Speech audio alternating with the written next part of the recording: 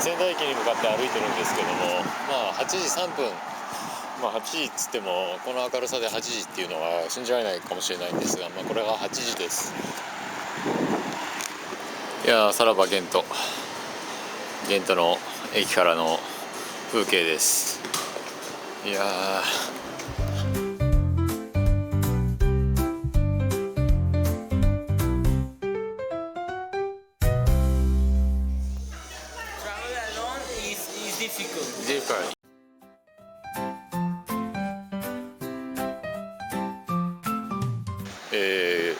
思い返せばですね、今日は月曜日だったような気がします。